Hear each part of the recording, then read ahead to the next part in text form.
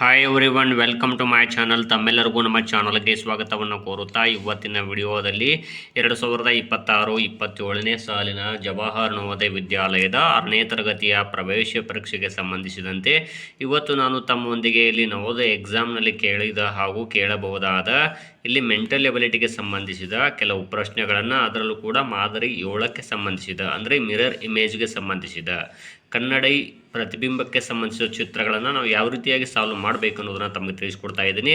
ಇಲ್ಲಿ ಮೊದಲನೇದಾಗಿ ನೋಡ್ಬೋದು, ಇಲ್ಲಿ ಏನಂದರೆ ಇಲ್ಲಿ ಒಟ್ಟಾರೆಯಾಗಿ ಇಲ್ಲಿ 1ರಿಂದ 30 ಪ್ರಶ್ನೆಗಳು ಏನಿರ್ತಾವೆ ಅಂದರೆ ಪ್ರತಿ ಪ್ರಶ್ನೆಯಲ್ಲಿ ಎಡಭಾಗದ ಪ್ರಶ್ನೆ ಚಿತ್ರವನ್ನು, ಬಲಭಾಗದಲ್ಲಿ ಇಲ್ಲಿ 1, 2, 3 ಮತ್ತು 4 ಎಂಬ 4 ಉತ್ತರದ ಚಿತ್ರಗಳನ್ನು ನೀಡಲಾಗುತ್ತೆ. ಇಲ್ಲಿ ಪ್ರಶ್ನೆ ಚಿತ್ರವನ್ನು ಕನ್ನಡಿಯಲ್ಲಿ XY ಮೇಲೆ ಇಟ್ಟಂತೆ ದರ್ಪಣಾಕೃತಿಯಲ್ಲಿ ನೋಡಿದಾಗ ಸರಿಯಾಗಿ ಕಾಣಿಸುವಂತಹ ಉತ್ತರದ ಚಿತ್ರವನ್ನು ಕಂಡುಹಿಡಿಯಬೇಕಾಗುತ್ತೆ. ಅಂದರೆ ಇಲ್ಲಿ ನೋಡ್ಬೋದು, ಇಲ್ಲಿ ಒಂದು ಚಿತ್ರವನ್ನು ಕೊಟ್ಟಿರ್ತಾರೆ, ಸಮಸ್ಯಾ ಚಿತ್ರವನ್ನು.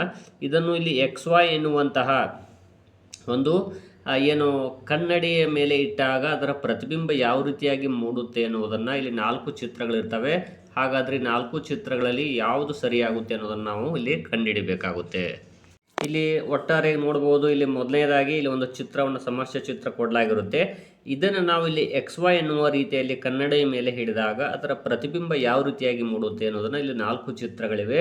ತಮಗೆ ಒಂದು ಮಾಡೆಲನ್ನು ನೀಡ್ತೀನಿ, ಯಾವ ರೀತಿಯಾಗಿ ಕನ್ನಡಿಯನ್ನು ನಾವು ಇಟ್ಟಾಗ ಅದರ ಪ್ರತಿಬಿಂಬ ಮೂಡುತ್ತೆ ಅನ್ನೋದನ್ನು ತಾವು ಇಲ್ಲಿ ವೀಕ್ಷಿಸಬಹುದು. ಇಲ್ಲಿ ತಮಗೋಸ್ಕರ ಈ ಚಿತ್ರವನ್ನು ತಮಗೆ ಈ ಕನ್ನಡಿಯ ಮೇಲೆ ಇಟ್ಟಾಗ ಯಾವ ರೀತಿ ಮೂಡುತ್ತೆ ಅಂತ ನೋಡ್ಬೋದು. ಇಲ್ಲಿ ನೋಡ್ಬೋದು, ಇಲ್ಲಿ ಬಲಭಾಗದಲ್ಲಿ ನೋಡ್ತಾ ಹೋದರೆ ತಮಗೂ ಕೂಡ ಇಲ್ಲಿ ಗೊತ್ತಾಗುತ್ತೆ.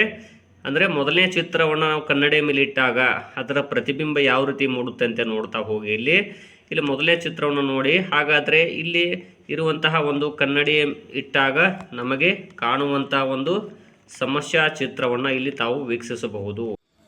ಇಲ್ಲಿ 4 ಚಿತ್ರಗಳಲ್ಲಿ ನಾವು ಆಗಲೇ ಹೇಳಿದ ಹಾಗೆ ಈ ರೀತಿಯಾಗಿರುವಂತಹ ಒಂದು ಚಿತ್ರ ಅಥವಾ ಈ ಸಮಸ್ಯಾ ಚಿತ್ರವನ್ನು ನಾವು ಅದರ ಪ್ರತಿಬಿಂಬ ನೋಡಿದಾಗ ಇಲ್ಲಿ ನೋಡ್ಬೋದು ತಾವು ಕೂಡ, ಇಲ್ಲಿ 3ನೇದ್ದು ಸರಿಯಾದ ಉತ್ತರ ಆಗುತ್ತದೆ.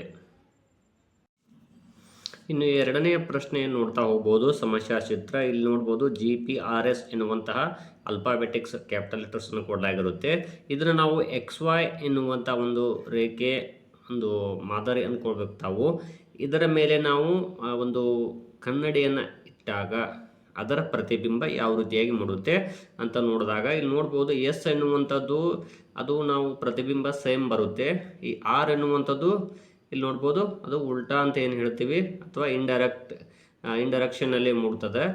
ನೋಡೋದು P, ಇದು ಅದೇ ರೀತಿಯಾಗಿ G ಅಕ್ಷರ. ಸೊ ಹಾಗಾಗಿ 4 ಚಿತ್ರಗಳನ್ನು ನೋಡ್ತಾ ಹೋಗ್ಬೋದು ತಾವು. ಇಲ್ಲಿ ನೋಡಿದಾಗ ಇದು ಮೊದಲನೇ ಆಪ್ಷನ್ ಇದೆಯಲ್ಲ, ಇದು ಸರಿಯಾದ ಆನ್ಸರ್ ಆಗುತ್ತದೆ. ಒಂದು ನೋಡ್ಬೋದು, ಸಮಸ್ಯಾ ಚಿತ್ರ 3ನೇದು ಸ್ವಸ್ತಿಕ್ ಚಿಹ್ನೆ ಅಂತ ಅನ್ಕೋಬೇಕು ತಾವು. ಇದನ್ನು ತಾವು ಇಲ್ಲಿ ಒಂದು ಕನ್ನಡಿ ಮೇಲೆ ಇಟ್ಟಾಗ ಅದರ ಒಂದು ಪ್ರತಿಬಿಂಬವು ನೋಡಿದಾಗ, ನಾನು ಆಗಲೇ ಮೊದಲನೇ ಒಂದು ಸಮಸ್ಯಾ ಚಿತ್ರವನ್ನು ಒಂದು ಕನ್ನಡಿಯನ್ನು ಇಟ್ಟು ಮಾದರಿಯನ್ನು ತೋರಿಸಿದೆ. ಇಲ್ಲಿ ನೋಡಿದಾಗ ಅದು ಉಲ್ಟಾ ಅಂದಾಗ ನೋಡ್ಬೋದು, ಇದು ಈ ಕೆಳಗಿನ ರೇಖೆ ಇದೆಯಲ್ಲ ಮೇಲೆ ಹೋಗುತ್ತೆ. ಸೊ ನೋಡ್ಬೋದು ಈ ರೀತಿ ಬಂದಿದೆ. ಇನ್ನು ಇದು ಮೇಲಿನ ರೇಖೆ ಇದೆಯಲ್ಲ ಕೆಳಗೆ ಬಂದಿರುತ್ತೆ. ಸೊ ಹಾಗಾಗಿ ಈ ಸಮಸ್ಯಾ ಚಿತ್ರಗಳಲ್ಲಿ 4 ನೋಡ್ತಾ ಹೋಗ್ಬೋದು.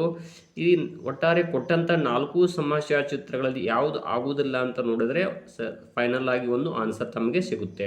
ಸೊ ಇದು 3ನೇ ಚಿತ್ರವನ್ನು ನೋಡಿದರೆ ಇದಕ್ಕೆ ಮ್ಯಾಚ್ ಆಗೋದಿಲ್ಲ. ಹಾಗಾಗಿ 3ನೇದು ಆಪ್ಷನ್ ಆಗೋದಿಲ್ಲ. ಹಾಗೂ 4ನೇದು ನೋಡ್ಬೋದು, ಬಹಳ ದೊಡ್ಡದಿದೆ. ಇನ್ನು ಆಗುವಂಥದ್ದು ಯಾವುದು ಅಂದರೆ 1 ಮತ್ತು 2ರಲ್ಲಿ ಯಾವುದಾದ್ರೂ ಒಂದು ಆಗುತ್ತೆ. ಹಾಗಾಗಿ ನಾನು ಆಗಲೇ ಹೇಳಿದಾಗ ನೋಡ್ಬೋದು, ಈ ಕಡೆ ಬಂದಿದೆ ಅಂದರೆ ಇದು ಅಪೋಸಿಟ್ ದಿಕ್ಕಿನಲ್ಲಿ ಹೋಗುತ್ತೆ. ಸೊ ಇದು 1ನೇದು ಆನ್ಸರ್ ಆಗುತ್ತದೆ. ಇನ್ನು 4ನೇದಾಗಿ ನೋಡ್ಬೋದು, ಇಲ್ಲೊಂದು ಕೊಟ್ಟಂತಹ ಒಂದು ಸಮಸ್ಯಾ ಚಿತ್ರದಲ್ಲಿ ಒಂದು ವೃತ್ತ, ಅದರೊಳಗೆ ಒಂದು ಸಣ್ಣ ವೃತ್ತವನ್ನು ಕೊಟ್ಟು ಒಂದು ರೇಖೆಯನ್ನು ಎಳೆಯಲಾಗುತ್ತದೆ ಅಥವಾ ರೇಖಾಖಂಡವನ್ನು ಅದನ್ನೊಂದು ವೃತ್ತಕ್ಕೆ ಆ್ಯಡ್ ಮಾಡಲಾಗಿದೆ. ಹಾಗಾದರೆ ಇಲ್ಲಿ ಇದರ ಪ್ರತಿಬಿಂಬ ಯಾವ ರೀತಿಯಾಗಿ ಮೂಡುತ್ತೆ ಅಂದರೆ, ಇದು ಕೊಟ್ಟಂತಹದ್ದು ಒಂದು ಯಾವುದೇ ಸಮಸ್ಯಾ ಚಿತ್ರ ಇರಲಿ, ಮೊದಲಿಗೆ ಕೊಟ್ಟಿರೋದು ಕಡೆಗೆ ಬರುತ್ತೆ, ಕಡೆಗೆ ಕೊಟ್ಟಿರುವುದು ಮೊದಲಿಗೆ ಬರುತ್ತದೆ. ಹಾಗಾಗಿ ಇದು 1ನೇದು ಆನ್ಸರ್ ಆಗುವುದಿಲ್ಲ. ಮತ್ತು ನೆಕ್ಸ್ಟು ಇನ್ನು ನಾನು ಆಗಲೇ ಹೇಳಿದಾಗೆ ಮೊದಲಿಗೆ ಕೊಟ್ಟದ್ದು ಕಡೆಗೆ ಬರುತ್ತೆ ಅಂತ ಹೇಳಿದ್ದೆ. ಸೊ ಇಲ್ಲಿ ನೋಡ್ಬೋದು, ಇದು 2ನೇದು ಇದೆಯಲ್ಲ, 2, 3, 4 ಈ 3ರಲ್ಲಿ ಯಾವುದಾದ್ರೂ ಒಂದು ಆಗುತ್ತೆ ಅಂತ ನಾನು ಹೇಳ್ತೀನಿ. ಇನ್ನು ನೋಡ್ತಾ ಹೋಗ್ಬೋದು ತಾವು, ಇಲ್ಲಿ ಕೊಟ್ಟಂತಹ ಒಂದು ವೃತ್ತ ಇದೆಯಲ್ಲ ನೋಡ್ಬೋದು, ಇದು ಹೊರಗಡೆ ಇದೆ, ವೃತ್ತದ ಹೊರಗಡೆ ರೇಖೆಯನ್ನು ಎಳೆಯಲಾಗಿದೆ. ಹಾಗಾಗಿ ಇದೇ ಸೇಮ್ ಇರುತ್ತೆ, ಬಟ್ ಏನು ಅಂದರೆ ಅದು ಅಪೋಸಿಟ್ ದಿಕ್ಕಿನಲ್ಲಿ ಬರುತ್ತೆ. ವೃತ್ತ ಮೊದಲಿಗೆ ಬರುತ್ತದೆ. ನೆಕ್ಸ್ಟ್ ನೋಡ್ಬೋದು ಈ ರೇಖೆ ಇದೆಯಲ್ಲ ಈ ಸಣ್ಣ ವೃತ್ತದ ಒಳಗಡೆ ಹೋಗಿರುವುದರಿಂದಾಗಿ ಸೊ ಮೂರನೇ ಆನ್ಸರ್ ಇದೆಯಲ್ಲ ಇದು ಸರಿಯಾದ ಉತ್ತರ ಆಗುತ್ತದೆ. ಇನ್ನು ನೆಕ್ಸ್ಟ್ ನೋಡ್ಬೋದು ಇನ್ನು ಐದನೇದು ನೋಡ್ತಾ ಹೋದಾಗ ಇಲ್ಲಿ ಪ್ಲಸ್ ಚಿಹ್ನೆ ಇದು ಮೈನಸ್, ಇಲ್ಲಿ ಇಂಟು ಮತ್ತು ಇದು ಡಿವೈಡೆಡ್ ಬೈ ಮತ್ತು ಇಂಟು ಇಲ್ಲಿ ಸಮಾನಾರ್ಥಕ ಚಿಹ್ನೆ ಇದೆ. ಈ ಸಮಾನಾರ್ಥಕ ಚಿಹ್ನೆ ಏನೂ ಬದಲಾವಣೆ ಆಗೋದಿಲ್ಲ, ಹಾಗಾಗಿ ಅದು ಮಾತ್ರ ಸೇಮ್ ಇರುತ್ತೆ. ಈ ಮೊದಲಿಗೆ ಬಂದಿರೋದು ಇಲ್ಲಿ ಬರುತ್ತೆ, ಇಲ್ಲಿ ಬಂದಿರೋದು ಇಲ್ಲಿ ಬರುತ್ತೆ. ಸೊ ಹಾಗಾಗಿ ಫಸ್ಟ್ ಮೈನಸ್ ಬರುತ್ತೆ, ಇಲ್ಲಿ ಮೈನಸ್ ನೋಡ್ಬೋದು ಎರಡು ಕಡೆ ಬಂದಿದೆ. ಇನ್ನು ಪ್ಲಸ್ ಈ ಕಡೆ ಬರುತ್ತೆ ಅಂತ ಹೇಳಿದೆ, ಸೊ ಇದು ಕೂಡ ಎರಡು ಕಡೆ ಬಂದಿದೆ. ಇನ್ನು ನೋಡ್ಬೋದು ಇಲ್ಲಿ ಭಾಗಿಸುವ ಚಿಹ್ನೆ ಇದೆ, ಇಲ್ಲಿ ಗುಣಿಸುವ ಚಿಹ್ನೆ ಇದೆ. ಹಾಗಾಗಿ ಇಲ್ಲಿ ನೋಡ್ತಾ ಹೋದಾಗ ಗುಣಿಸುವ ಚಿಹ್ನೆ ಮೊದಲು ಬರುತ್ತೆ, ಭಾಗಿಸುವ ಚಿಹ್ನೆ ಕಡೆಗೆ ಬರುತ್ತೆ. ಸೊ ಇಲ್ಲಿ ಒಂದನೇ ಆಪ್ಷನ್ ಇದೆಯಲ್ಲ ಇದು ಸರಿಯಾದ ಉತ್ತರ ಆಗುತ್ತದೆ. ಇನ್ನು ನೆಕ್ಸ್ಟ್ ಆರನೆಯದನ್ನು ನೋಡ್ತಾ ಹೋಗ್ಬೋದು ತಾವು ಕೂಡ.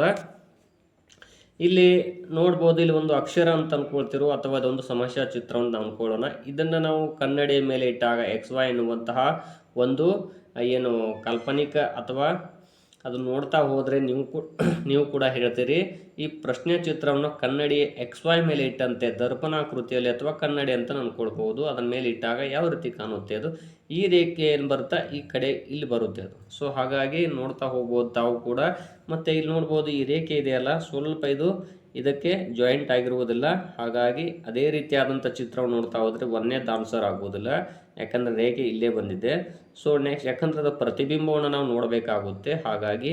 ಇನ್ನು ನೆಕ್ಸ್ಟು 4ರಲ್ಲಿ ಈ ಮೂರನೇದು ಕೂಡ ಆಗುವುದಿಲ್ಲ, ಒಂದಿಲ್ಲ ಮತ್ತು ಮೂರಿಲ್ಲ. ಈಗ ಆಗುವಂಥದ್ದು ಯಾವುದು ಅಂದರೆ 2 ಮತ್ತು 4ರಲ್ಲಿ ಯಾವುದಾದ್ರೂ ಒಂದು. ಹಾಗಾಗಿ ಇಲ್ಲಿ ನೋಡ್ಬೋದು ಇದು ಮೇಲೆ ಹೋಗಿದೆ ಅಂದರೆ ಇದು ಕೆಳಗಡೆ ಬರುತ್ತೆ, ಹಾಗಾಗಿ ಎರಡನೇ ಆನ್ಸರ್ ಇದೆಯಲ್ಲ ಇದು ಸರಿಯಾದ ಉತ್ತರ ಆಗುತ್ತದೆ.